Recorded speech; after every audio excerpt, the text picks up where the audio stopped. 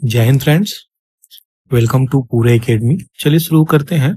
आज का टॉपिक आपको बता दूं यहाँ पे क्या इंपॉर्टेंट चीजें हैं, किस टॉपिक पे ये वीडियोस रहेगी। तो सबसे पहले आप इस पर्सनालिटी को काफी अच्छे से जान ही रहे होंगे। इनको कुछ लोग जान भी रहे होंगे, कुछ लोग नहीं जान रहे होंगे। तो मैं बता दूं, इजिप्ट के लीडर हैं ये, और इनको तो सब लोग जान ही रहे हैं। ये पर्सनालिटी है। तो ये जो मीटिंग हुई है पीस 2025, ये इजराइल और पैलेस्तीन इन दोनों को लेकर के ये मीटिंग हुई है। अब मजे की बात क्या है? मजे की बात ये है, ना इजराइल का कोई रिप्रेजेंटेटिव यहाँ है, ना पैलेस्तीन का कोई रिप्रेजेंटेटिव यहाँ पे है, लेकिन नाम आ गया है क्या? पीस 2025। तो ये चीजें निकल के यहाँ पे आ रही है। द हिंदू के एडिटोरियल में यहाँ पे निकला है एक आर्टिकल। उस आर्टिकल में ये चीजें काफी इंपॉर्टेंट हो जाती है।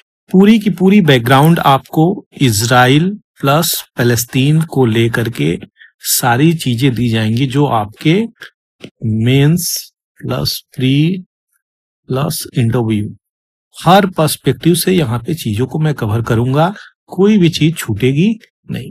तो बड़ी सुंदर पिक्चर है दोस्तों, ये देख सकते हैं। दोनों ग्रुप, इजराइल और पैलेस्टीन, दोनों लोग यहाँ पे काफी खुश नजर आ रहे हैं, जो कि बड़ी ही अच्छी और प्यारी बात है। तो गाजा डिक्लेरेशन इंक्ड और हमास से हॉस्टेजेस फ्री, उनके हॉस्टेजेस को यहाँ पे फ्री किया गया है। इजराइल जो पैलेस्टीन के किए थे और पैलेस्टीन जो इजराइल के किए थे, तो दोनों ने एक्सचेंज यहाँ पे कर लिए। तो ज्यादातर अगर बात करी जाए तो 7 अक्टूबर 2023 से हमास ने जब अटैक किया इजराइल पे, तो हमास जो वर्ड है, इस वर्ड को हम लोग अच्छे से डिटेलिंग में समझेंगे। क्यों? क्योंकि ये एग्जाम्स के पर्सपेक्टिव से काफी इंपॉर्टेंट है। क्लैरिटी नहीं बनेगी अगर आप यहाँ पे समझोगे नहीं तो, इसीलिए इसको समझ के चलना बहुत जरूरी है। तो ये बड़ी अच्छी न्यूज निकल के आई है दोस्तों। और ट्रम्प और लीडर ऑफ इजिप्ट, कतार, तुर्की, ये लोग साइन किए डॉक्यूमेंट, जिसमें से 20 सर्वाइविंग हॉस्टेजेस रिलीज हुए हैं। ठीक है, हमास रिलीज किया है और इजराइल हैंडओवर किया है 1968 पैलेस्टीनियन प्रिजनर को। तो ये इंपॉर्टेंट न्यूज है, लेकिन इसकी बैकग्राउंड काफी इंपॉर्टेंट हो जाएगी आपको अगर आप एग्जाम्स के पर्सपेक्टिव से। तो इसमें मजे की बात आपको मैं बता ही दिया। मजे की बात ये है, ना इजराइल का रिप्रेजेंटेटिव है ना पैलेस्टीन का रिप्रेजेंटेटिव है, लेकिन यहाँ पे ये लोग पीस 2025 कर दिए। अब यहाँ पे प्रश्न ये है कि नोबेल पीस प्राइज इनके हाथ तो नहीं लगा साहब के। इसको लेकर के चल गई कौन? वेनेजुएला की अपोजिशन की लीडर मचादो। ठीक है, इसके बावजूद भी इनको ये चीजें प्राप्त नहीं हुई और ये कह रहे हैं पीस 2025 हमने कराई, इंडिया पाकिस्तान की डील हमने कराई, जो भी इशू कॉन्फ्लिक्ट में हो रही है वेस्ट एशिया में हमने कराई, तो मुझे क्यों नहीं मिल सकता Nobel peace prize? Nobel peace prize तो इनके हाथ से निकल गया। देखिए 2026 लेफ्ट आउट है, क्या होता है। अब थोड़ी सी बात करेंगे काफी मुद्दे की जो इंपॉर्टेंट हो जाती है, क्योंकि आर्टिकल यहां से आया है, तो हम लोगों को बैकग्राउंड लेकर के और इशू जो अभी रिसेंटली चल रहा है उसको देखना काफी इंपॉर्टेंट है। थोड़ी सी पिक्चर आपको दिखाना चाहूंगा, क्या कंडीशन बनी है आज के समय में। अगर आप देखेंगे तो ये कंडीशंस, इतनी ब्रूटैलिटी यहाँ पे चीजें हुई हैं, आप समझ सकते हैं किस प्रकार से। ये मलबा जो दिख रहा है आपको, इस मलबे में कितनी बॉडी अभी दफन होगी कोई जानता नहीं। तो यहाँ पे कैसे रहा जा रहा है, क्या लिविंग कंडीशंस हैं, आपको फूड की अवेलेबिलिटी कितनी है, वाटर की अवेलेबिलिटी कितनी है, डिजीजेज, हॉस्पिटल, सैनिटेशंस, ये बेसिक नीड की बात करी जाए, फूड और होम की, छोड़िए ये सब बातें। इसकी बात करी जाए तो क्या यहाँ पे अवेलेबल है? तो वार के कारण बहुत सारी प्रॉब्लम यहाँ पे निकल के आ रही है। कुछ इतनी भयानक कंडीशन है, आप पिक्चर्स में देख सकते हैं कि जो कभी सिटी हुआ करते थे आज वो खंडहर हो चुके हैं। ठीक है, और भूख के मारे लोगों का बहुत ही बुरा हाल है। लोग स्टारवेशन से अब मर रहे हैं।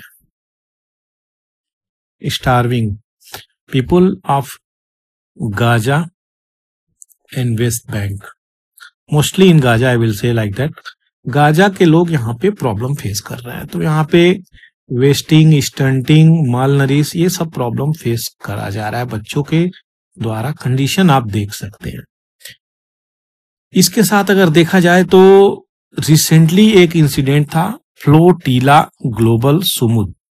तो इसका मतलब होता है क्या, ये एक कैंपेन लॉन्च किया गया था कि हम गाजा के साथ लोगों को ह्यूमैनिटेरियन असिस्टेंट प्रोवाइड करेंगे। लेकिन ये सारी की सारी 40-50 नावें जो मेडिटेरेनियन सी से निकलकर गाजा के वेस्ट बैंक तक पहुंचती हैं, कहां से, यहां से निकल के यहां तक पहुंचनी थी।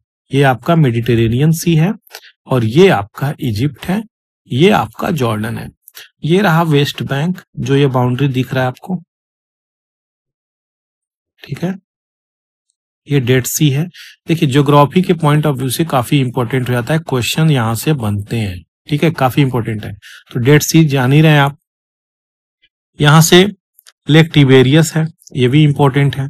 गोलन हाइट सीरिया ऑक्युपाइड है, सीरिया कहता है मेरा है, ऑक्युपाई किया है ये अपना आर्मी लगा के, कौन, इजराइल। तो ये गाजा स्ट्रिप है, इसी की हम बात कर रहे हैं। बहुत दयनीय परिस्थिति है, यहीं पे सभी लोग आए थे, जिसमें ग्रेटा थनबर्ग भी यहाँ पे शामिल थे और उनको अरेस्ट भी कर लिया गया है। तो ये छोटी सी न्यूज है, फ्लोटिला ग्लोबल सुमुद क्या था, आपको इतना तो पता होना चाहिए। अब मुद्दे की बात करेंगे दोस्तों और डिटेलिंग से समझेंगे कि क्या क्या चीजें हैं। ये यरूशलेम भी यहीं पे है, याद रखिएगा, लेकिन ये यरूशलेम इसी का पार्ट है, रामल्ला यरूशलेम, ठीक है। अब इजराइल के बारे में सबसे पहले पढ़ेंगे ताकि अच्छे से वो चीजें हम लोगों को समझ में आए। इजराइल बॉर्डर करता है किसके साथ, अभी मैप पे आपको दिखाया, लेकिन पुनः लिख के भी इंपॉर्टेंट हो जाता है। Egypt, Jordan, Lebanon, Syria and Palestinian territory, West Bank, Gaza strip, इसी को कहते हैं गाजा स्ट्रिप और ये वेस्ट बैंक है, ठीक है। मैरीटाइम बॉर्डर की बात करें तो सिप्रस से करता है, बॉर्डर करता है सीरिया, गोलन हाइट जो यहाँ पे अभी आपको दिखाया, ये गोलन हाइट के सीरिया।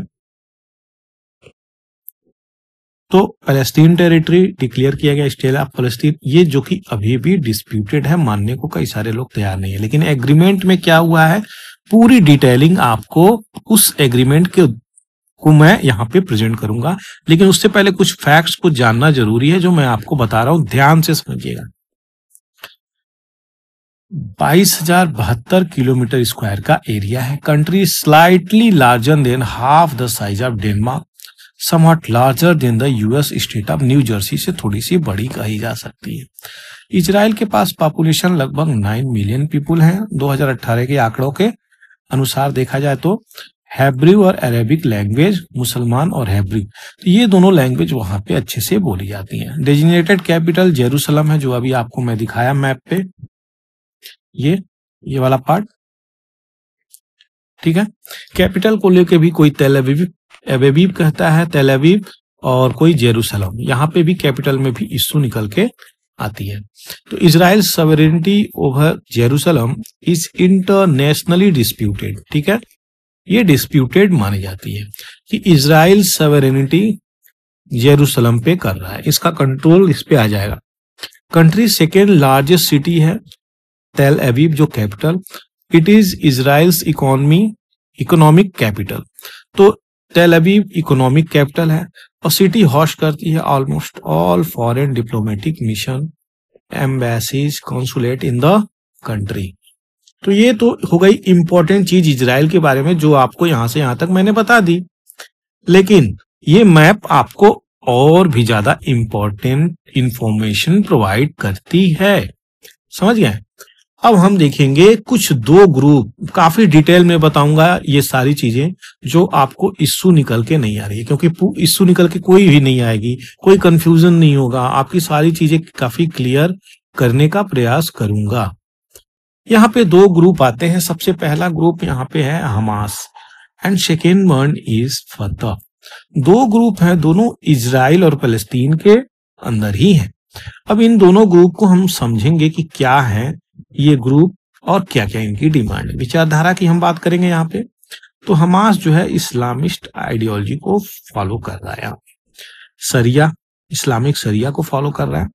और यहाँ पे फतह जो ग्रुप है ये सेकुलर धर्मनिरपेक्षता की बात करता है। स्ट्रेटजी क्या है दोनों का इजराइल को लेकर के, ठीक है, ये काफी इंपॉर्टेंट है, ये समझिएगा ध्यान से। हमास कहता है हम लड़ के झगड़ के अपनी चीजों को लेंगे, छोड़ेंगे नहीं, ये मेरी ही चीजें हैं। फतह क्या कहता है कि हम नेगोशिएशन कर लेंगे, हमें लड़ाई नहीं करनी, हम नेगोशिएट करेंगे, बैठो बात करते हैं, बैठो आपस में सुलह करते हैं, ठीक है। तो कहीं ना कहीं वो नेगोशिएशंस पे फोकस करता है, ये रेसिस्टेंस पे फोकस करते हैं। These are the main difference between Hamas and Fatah. आगे क्या है ऑब्जेक्टिव, हमास रिकॉग्नाइज नहीं करता है इजराइल को और पैलेस्टीनियन की स्टेटहुड यहाँ पे 1961 से अपनी मानता है अलग, ठीक है। फतह रिकॉग्नाइज करता है इजराइल को कि आप हो भाई, मैं आपको ना नहीं कह रहा हूं, लेकिन परंतु किंतु बंधु क्या, यहाँ पे कहता है कि हम भी हैं, 1967 के बॉर्डर को आप मानो। तो ये नेगोशिएशंस पे फोकस करता है और आर्म्स और एम्यूनिशंस के बिना प्रयास करता है। कौन? फतह। दोनों ही ग्रुप, हमास एंड फतह, दोनों ही फलस्तीन को लेकर के अटेंटिव रहते हैं, लेकिन ये रेसिस्टेंस के रूप में इजराइल के सामने खड़ा रहता है, लड़ के झगड़ के कैसे भी साम दंड भेद से लूंगा। ये कहता है कि नेगोशिएशन हम करेंगे और बनाएंगे, ठीक है। Is that clear to you? अब आगे बढ़ते हैं। हमास और फतह में आशा करते हैं कोई भी चीजें आपको कंफ्यूज नहीं होंगी। दोनों ही फतह के लिए लड़ते हैं, याद रखिएगा, इजराइल के लिए कोई नहीं, दोनों ही फतह के लिए, दोनों ही फलस्तीन के लिए। आगे बढ़ा जाए यहाँ पे हमास की, जैसा कि मैं हमास आपको बात ही कर रहा था अभी कि 7 अक्टूबर का समय था यहाँ पे, 7 अक्टूबर को इश्यू निकल के आती है और हमास लॉन्च करता है लार्ज स्केल अटैक इजराइल पे, जैसे रॉकेट बैरेज इनकर्जन, तो किलिंग ओवर 400 इजरायली और टेकिंग हॉस्टेजेस, उनको बना लेता है। 1400 के आसपास घायल होते हैं, ठीक है, मरते हैं। इजराइल भी रिस्पॉन्ड करता है, heavy strike, ground offensive Gaza वाले एरिया में। तो वहां पे हमास का जो इंफ्रास्ट्रक्चर है वो आपको मैं पिक्चर में दिखाया ही हूं कि कैसे क्षतिग्रस्त होता है। तो देख सकते हैं कंडीशन कितनी बुरी यहाँ पे कर देता। अब वो पावरफुल है, टेक्नोलॉजिकली इवॉल्व्ड कंट्री है। कौन? इजराइल की हम बात कर रहे हैं। तो प्रोटेस्ट इन जेरूसलम होता है और अल अक्सा मॉस्क्यू वहीं पे है, उस पे भी होता है। देखिए ये छोटी छोटी चीजें काफी इंपॉर्टेंट है, क्वेश्चंस कहीं से बनती है।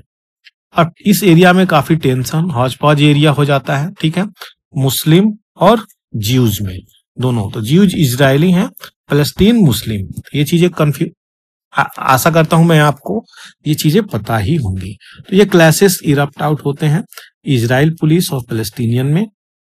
ब्लॉकेड ऑफ गाजा, 2007 से ये चीजें चली आ रही हैं, कभी रुकती हैं कभी चली आ रही हैं। इजराइल और इजिप्ट यहाँ पे मेंटेन किए हैं ब्लॉकेड ऑन गाजा, और यहाँ पे सिक्योरिटी कंसर्न हमास को लेकर के यहाँ पे रहती है। सेटलमेंट एक्सपेंशन हुआ था, जैसे कि ongoing Israeli settlement construction West Bank में हुआ था, और इसको कंसिडर किया गया इलीगल अंडर इंटरनेशनल लॉ, और एक्सरबेटेड टेंशन, इसको और बढ़ा दिया गया। तो ऑनगोइंग इजरायली सेटलमेंट यहाँ पे वेस्ट बैंक में, वेस्ट बैंक आपको दिखाया कि नहीं, मैं यही वेस्ट बैंक है, इसकी बात कर रहा है। यहाँ पे गाजा स्ट्रिप है,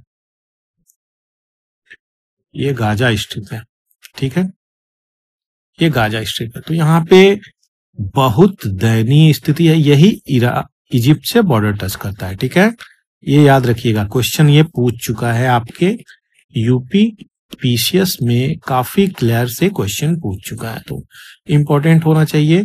वेस्ट बैंक इजिप्ट से बॉर्डर नहीं टच करता, गाजा टच करता है। गल्फ ऑफ अकाबा की भी बात करी जा रही है यहाँ पे, ये भी चीजें याद रखिएगा। अब आगे बढ़ते हैं यहाँ पे lack of peace process, Palestinian view क्या थी यहाँ पे पहले, तो ये स्टेटहुड की डिमांड बहुत पहले से कर रहे हैं, भाई हम हैं, हमारा भी पहचान दो। अगर आप इजराइल बन गए हो तो हम पैलेस्टीन है, हमारा भी पहचान दो। बहुत सारी कंट्री अलाउ कर रही हैं, हाँ पैलेस्टीन जैसी कोई कंट्री है, लेकिन इजराइल मानने को तैयार नहीं था। अब यहाँ पे लैक ऑफ पीस प्रोसेस की कमी, तो फेलियर ऑफ पीस टॉक जो भी होते हैं सब फेल ही हो जाते हैं। इस बार भी जो हुआ है वो बहुत हद तक, जब उनके रिप्रेजेंटेटिव ही नहीं है तो कोई बहुत अच्छी गारंटी मैं नहीं कहूंगा कि आगे चल सकती है ये चीजें, समझ गए। तो ये प्रॉब्लम निकल के आती है। अब इजराइल पैलेस्टीन का एग्रीमेंट देखेंगे जो इंपॉर्टेंट हो जाता है। 7 अक्टूबर 2023 को बम्बार्डिंग करती है, तो 9 अक्टूबर 2025 को यहाँ पे पीस एग्रीमेंट निकल के आता है, जिसे गाजा वार पीस प्लान बोलते हैं। आपको बता दूं ये रिसेंट की चीजें हैं जो अभी आपको मैं बता रहा हूं, ठीक है। ये एग्रीमेंट कहां पे हुआ है, इजिप्ट। कहां पे, शर्म अल शेख, ठीक है, इजिप्ट, शर्म अल शेख। तो साइन किया जाता है इजराइल एंड हमास। अब ब्रोकर कौन किया, मीडिएशन का काम कौन किया, US, mediated by Qatar, Turkey and Egypt. ये कंट्रीज यहाँ पे हेल्प करी है मीडिएशन में, ताकि पीस बन जाए। जाहिर सी बात है वहां पे 60,000 प्लस चिल्ड्रन प्लस वुमेन की जीनोसाइड हुई है भाई।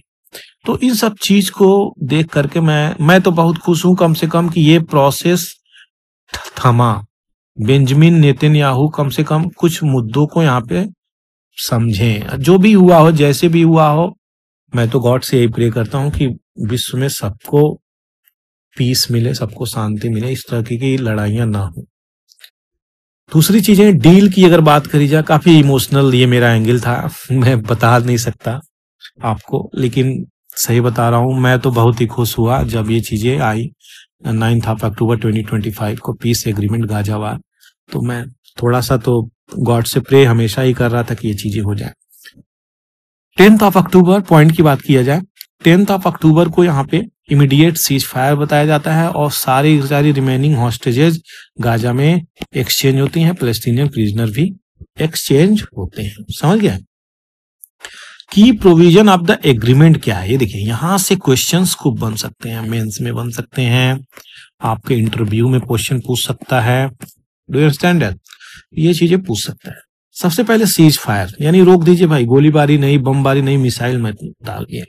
तो फर्स्ट फेज, ऑलमोस्ट 3 फेज का ये प्लान बनाया गया है, 3 फेज। तो फर्स्ट फेज यहाँ पे क्या है, first phase established and immediate cease fire, तुरंत रोक दीजिए, कोई भी गोलाबारी नहीं, और ऑल मिलिट्री ऑपरेशन फ्रंटलाइन को भी रोकिए, ठीक है। तो ये सीज फायर है। दूसरा, हॉस्टेजेज एंड प्रिजनर को एक्सचेंज करिए, बदलिए। उसके बाद withdrawal of Israeli forces, IDF, Israel defence force जो लगा था उसको भी विड्रॉ करिए, अपने अपने रीजन में बुला लीजिए। ह्यूमैनिटेरियन एड जो रोक दिया था इजराइल, समझ गए। यूएन के वर्कर कितने मरे हैं जाकर के आप एक बार चेकआउट करिएगा। यूएन के दूसरे वर्ल्ड के कंट्री से जो भी रिपोर्टर थे, लगभग 250 रिपोर्टर की डेथ हुई है। ये केवल रिपोर्टर है, तो ये सोच सकते हैं क्या कहानी होगा वहां पे। तो इसीलिए जो मानवता को लेकर के यहाँ पे सहायता लेकर आ रहे थे, उनकी भी मृत्यु हुई है। ह्यूमैनिटेरियन एड को आगे बढ़ाया दिया जाए, इमीडिएट सर्च ह्यूमैनिटेरियन एड तुरंत प्रोवाइड किया जाए, क्योंकि उनको बेसिक जरूरत है। उनके बच्चे जो हैं स्टार्विंग को फेस कर रहे हैं, स्टंटिंग को फेस कर रहे हैं, और वेस्टिंग को फेस कर रहे हैं, माल नरिश हो रहे हैं, डिजीजेस, प्रॉब्लम, सारी चीजें मतलब फेस की जा रही है। खाने को वहां पे चीजें नहीं है, क्योंकि आप इस पे फोकस करो ना। आप देखो, आप फ्लोटीला जो शिप निकल के आई थी ग्रेटा थनबर्ग, उसकी कैंपेनिंग जो कर रही थी मेडिटेरेनियन सी से, यहाँ पे आपको मैं दिखाया ना इसमें, हाँ, तो ये इसमें क्या है, इसमें खाने पीने की चीज है, ह्यूमैनिटेरियन एड है, मेडिसिन है। तो ये इसमें और कुछ और क्या, इसमें बमबारी है, इसमें इक्विपमेंट और आर्म्स और एम्यूनिशन है, ऐसा कुछ चीजें नहीं है। लेकिन फिर भी यहाँ पे इजराइल ने ये बोला कि ये लोग बिना किसी इजाजत के ऐसे एंट्री मार रहे हैं, इसको सारे लोगों को अरेस्ट कर लो। तो इन्होंने क्या किया, यहाँ पे अरेस्ट कर लिया। तो ये प्रॉब्लम निकल के आ रही है, आ रहा है समझ में। नेक्स्ट अगर बात करी जाए यहाँ पे, तो इंटरनेशनल स्टेबलाइजेशन फोर्स लगाया गया, एक temporarily multinational force composed of US, Arab और यूरोपियन पर्सनल के द्वारा यहाँ पे इनको डिप्लॉय किया जाए, तैनात किया जाए, और ट्रेन करेगी किसको? पैलेस्टीनियन पुलिस फोर्स को। पोस्ट वार गवर्नेंस बहुत जरूरी है। गाजा की बात करें तो इसको टेम्पोरली गवर्न किया जाए टेक्नोक्रेटिक और पॉलिटिकली पैलेस्टीनियन कमेटी के अंतर्गत। तो काफी इंपॉर्टेंट हो जाता है, क्योंकि देखिए जो भी बम्बार्डिंग हुई है उसमें कहीं रहने के लिए होम तो नहीं है उन लोगों के लिए, और कितने लोग डिस्प्लेस्ड हो गए हैं, कितने मतलब जिसके पास लोगों की अर्निंग कैपेसिटी होगी वो सारी की सारी तो वैनिश्ड हो चुकी है, तो खुद भी तो कुछ नहीं कर पाएंगे। और ह्यूमैनिटेरियन एड सोचिए कितना लंबे समय के लिए चाहिए होगा, किस अमाउंट में चाहिए होगा। तो ये सारी की सारी चीजें बहुत ब्रॉड वे में करनी पड़ेगी ह्यूमैनिटेरियन एड, तब जाकर के कुछ हो सकता है। डीमिलिटराइजेशन ऑफ हमास की बात करी जा रही है, हमास आर्म्स एम्यूनिशन न उठाए, इस पे भी एग्रीमेंट यहाँ पे डाली गई है। तो ये इजराइल की तरफ से डाली गई है, और हमास यहाँ पे कहा है डिसआर्म करेंगे, लेकिन पहले क्या था, ये रेसिस्ट कर रहा था। तो बहुत हद तक जब उनके रिप्रेजेंटेटिव वहां मौजूद ही नहीं है, आप 2025 का पीस कर लो, तो ये चीजें सहमत होने से कहीं ना कहीं प्रॉब्लम क्रिएट करेगी। इवेंचुअल स्टेटहुड का डिमांड तो हमेशा मांगते ही रहा है अपना पैलेस्टीन। चैलेंजेज और कॉम्प्लेक्सिटी क्या निकल के आ रही है, तो आपको बता दें यहाँ पे चैलेंजेज और प्रॉब्लम को लेकर के कॉम्प्लेक्सिटीज। तो हमास डिसआर्म अगर होगा तो क्या, कितने लंबे समय तक होगा, क्या चीजें चलेंगी सही तरीके से, क्या इजराइल उन चीजों को मानेगा, क्या पैलेस्टीन फॉलो करेगा एग्रीमेंट को, इन सब चीजों पे भी निर्भर कर रही है। और इजराइल तो पहले ही कह चुका है कि ये टर्म्स एंड कंडीशन जो जा रहा हूं ये मैं मानने को तैयार नहीं हूं, लेकिन मैं मान रहा हूं।